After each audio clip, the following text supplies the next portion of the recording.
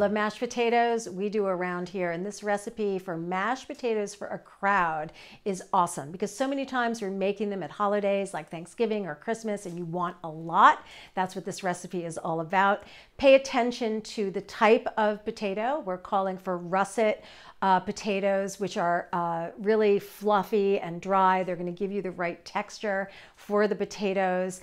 There's lactose-free whole milk. I like to use whole. You could use 2% or skim. And if you want to even try making your own lactose-free dairy, we have an article on that. It's actually very easy to do.